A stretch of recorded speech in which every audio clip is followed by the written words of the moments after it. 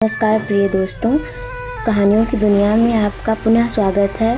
अब तक हमने मुंशी प्रेमचंद जी की प्रमुख कहानी पूस की रात का एक पार्ट ख़त्म किया है, जिसमें हमने जाना कि हल्कू अपने कुत्ते के साथ खेत में आता है और सर्दी लगती है तो वह अपने कुत्ते से कुछ बातें करता है। उसके बाद की कहानी हम अब पढ़ने जा रहे हैं। हल्कू ने घुटनियों को गर्दन में चिपकाते हुए कहा, क्यों जबरा, जाड़ा लगता है? कहता तो था घर में पुआल पर लेट रह, तो यहाँ क्या लेने आए थे? अब खाओ ठंड, मैं क्या करूँ? जानते थे मैं यहाँ हलवा पूरी खाने आ रहा हूँ? दौड़े दौड़े आगे आगे चले आए, अब रो नानी के नाम को। जबरा ने पड़े पड़े दुम हिलाई और अपनी कूकू को दीर्घ बनाता हुआ एक बार जमाई लेकर चुप हो गया। उसकी स्वर्ण बुद्धि के शायद ताड़ लिया था। स्वामी ने मेरी कूकू से नींद आ रही है। हल्कू हाथ निकालकर जबरा की ठंडी पीठ सहलाते हुए कहा, कल से मत आना मेरे साथ, नहीं तो ठंडे हो जाओगे। यहाँ राड़ पुआल ना जाने कहाँ से बर्फ़ लिए आ रही है। उठूँ फिर एक चीलम भरूँ, किसी तरह रात तो कटे। 8 चीलम तो पी चुका। यह खेती का मज़ा है। और एक एक भगवान ऐसे पड़े हैं जिनके पास जाड़ा जाए तो गर्मी से घबरा कर भागे। मोटे मोटे गद्दे, लिहाफ, कंबल, मजाल है जाड़े का गुजर हो जाए। तकदीर की खूबी, मजूरी हम करें, मज़ा दूसरे लूटें। हल्कू उठा, गड्ढे से जरा सी आग निकाल कर चीलम भरी। जबरा भी उठ बैठा। हल्कू ने चीलम पीते हुए कहा, पिएगा चीलम? जाड़ा तो क्या जाता है, जरा मन बदल जाता है। जबरा ने उसके मुंह की ओर प्रेम से छलकती हुई आंखों से देखा। हल्कू, आज और जाड़ा खा ले, कल से मैं यहाँ पुआल बिछा दूंगा, उसी में घुसकर बैठना, तब जाड़ा ना लगेगा। जबरा ने अपने पंजे उसकी घुटनों पर रख दिया और उसके मुंह में पास अपना मुंह लाया। हल्कू को उसकी गर्म सांस लगी। चीलम पीकर हल्कू फिर लेटा और निश्चय करके लेटा कि चाहे कुछ हो जाए सो जाऊंगा, पर एक ही क्षण में उसके हृदय में कंपन होने लगी। इस करवट लेता रहा, कभी उस करवट पर जाड़ा किसी पिचास की भांति उसकी छाती को दबाए हुए था। जब किसी तरह न रहा गया तो उसने जबरा को धीरे से उठाया, उसका सिर थपथपाया और अपने गोद में सुला लिया। कुत्ते की देह से जाने कैसी दुर्गंध आ रही थी, पर वह उसे अपनी गोद में चिपटाए हुए ऐसे सुख का अनुभव कर रहा था जो इधर महीनों से उसे न मिला था।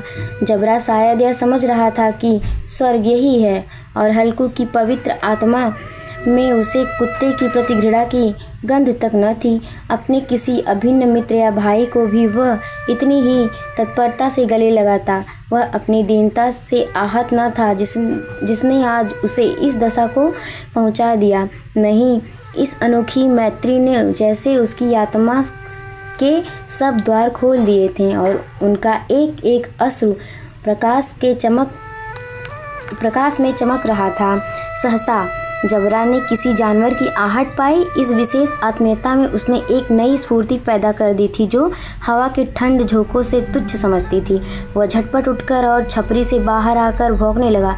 हल्कू ने उसे कई बार चुप कराकर बुलाया, वह उसके पास न आया। हार में चारों तरफ दौड़ दौड़ कर भौंकता रहा। एक क्षण के लिए आ भी जाता तो तुरंत, तो फिर दौड़कर बाहर चला जाता। कर्तव्य उसके हृदय के अरमान की भांति ही उछल रहा था। 1 घंटा और गुजरा। रात ने शीत को हवा से धगधगाना शुरू किया। हल्कू उठ बैठा और दोनों घुटनों को छाती से मिलाकर सिर को उसमें छिपा लिया। फिर भी ठंड कम न हुई। ऐसा जान पड़ता था सारा रक्त जम गया धमनियों में। रक्त की जगह हम विरह कर रहे थे। उसने झुककर आकाश की ओर देखा। अभी कितनी रात बाकी है? सप्तर्षि अभी आकाश में आधे भी नहीं चढ़े। ऊपर आ जाएंगे तब कहीं सवेरा होगा। अभी पहर से ऊपर रात है। हल्कू के खेत से कोई एक गोली के टप्पे पर आमों का एक बाग था। पतझड़ शुरू हो गई थी। बाग में पत्तियों की ढेर लगा हुआ था। हल्कू ने सोचा, चल पत्तियां बटोरकर उन्हें जलाकर खूब तापूं। रात को कोई मुझे पत्तियां बटोरते देखे तो समझे कोई भूत है, कौन जाने कोई जानवर ही छिपा बैठा हो, मगर अब तो बैठा नहीं रहा जाता। उसने पास के अरहर के खेत में जाकर कई पौधे उखाड़ लिए और उनका एक झाड़ू बनाकर हाथ में सुलगता हुआ उपला लिए बगीचे की तरफ चला गया। जबरा ने उसे आते देखा तो पास आया और दुम हिलाने लगा। हल्कू ने कहा, अब तो नहीं रहा जाता जबरू, चलो बगीचे में पत्तियां बटोर कर तापें, ठाटो हो जाएंगे तो फिर आकर सोएंगे, अभी तो बहुत रात है। जबरा ने कू कू करके सहमति प्रकट की और आगे बगीचे की ओर चला। बगीचे में खूब अंधेरा छाया हुआ था। अंधकार ने हृदय पवन पत्तियों को कुचलता हुआ चला जा रहा था। वृक्षों से ओस की बूंद टपक रही थी। एकाएक एक झोंका मेहंदी के फूल की खुशबू आ जा रहे थे। हल्कू ने कहा, कैसी अच्छी महक आई जबरू, तुम्हारी नाक में तो सुगंध आ रही है। जबरा को कहीं ज़मीन पर एक गड्ढे पड़ी मिल गई, उसे चिंचोड़ रहा था। हल्कू ने आग ज़मीन पर रख दी और पत्तियां बटोरने लगा। जरा देर में पत्तियों का ढेर लग गया। हाथ ठिठुरते जा रहे थे, नंगे पांव गले जाते थे और वह पत्तियों का पहाड़ खड़ा कर रहा था। इसी अलाव में वह ठंड को जलाकर भस्म कर देगा। थोड़ी देर में अलाव जल उठा। उसकी लौ ऊपर वाले वृक्ष की पत्तियों को छू कर भगाने लगी। उस अस्थिर प्रकाश ने बगीचे के विशाल वृक्ष को ऐसे मालूम होते थे मानो वह अथाह अंधकार को अपने सिर पर संभाले हुए हो। अंधकार ने उस अंतर सागर में यह प्रकाश का एक नौका के समान हिलता मचलता हुआ जान पड़ता था। हल्कू अलाव के सामने बैठा आग ताप रहा था। एक क्षण में उसने दोहर उतार कर बगल में दबा ली, दोनों पांव फैलाए मानो ठंड को ललकार रहा हो। तेरे जी में जो आए सो कर ठंड की असीम शक्ति पर विजय पाकर वह गर्व को हृदय में छिपा न सका। उसने जबरा से कहा, क्यों जब्बर, अब ठंडी नहीं लग रही है? जब्बर ने कू कू करके मानो कहा, अब ठंडी लगती ही रहेगी, पहले यह उपाय न सूझा, नहीं तो इतनी ठंडी क्यों खाते हैं? जब्बर ने पूछ लाई। अच्छा आओ इस अलाव को कूद कर पार करो, देखो कौन निकलता है। अगर जल गए बच्चा तो मैं दवा ना करूँगा। जब्बर ने उस अग्रसर को और कतार नेत्रों से देखा। मुन्नी ने कल न कह देना, नहीं तो लड़ाई करेगी। यह कहता हुआ वह उछला और उस अलाव के ऊपर से साफ निकल गया। पैरों में जरा सी लपट लग गई, पर वह कोई बात न थी। जबरा आग के इर्द गिर्द घूमता रहा।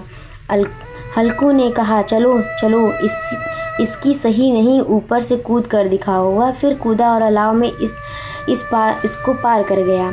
पत्तियां जल चुकी थीं। बगीचे में फिर अंधेरा छा गया। राख के नीचे कुछ आग बाकी थी जो हवा का झोंका आने जाने पर जरा जाग उठती थी, एक क्षण में फिर आंखें बंद कर लेती थी। हल्कू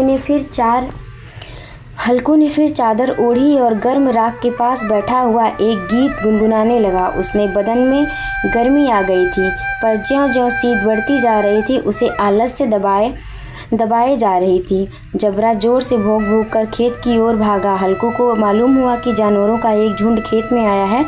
शायद नील गाय का झुंड था। उनके कूदने दौड़ने की आवाज़ साफ कान में आ रही थी। फिर ऐसा मालूम हुआ कि खेत में चर रही हैं।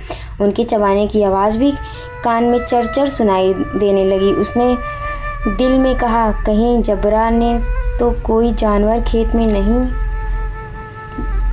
आया, नोच ही डाले, मुझे भ्रम हो रहा है। कहाँ, अब तो मुझे कुछ नहीं सुनाई देता, मुझे भी कैसा धोखा हुआ। उसने जोर से आवाज़ लगाई, जबरा जबरा। जबरा भौंकता रहा, उसके पास ना आया। फिर खेत के चारों ओर आहट आने लगी। जब वह अपने को धोखा न दे सका, उसने अपनी जगह से हिलना जहर लग रहा था। कैसा दंदाया हुआ था।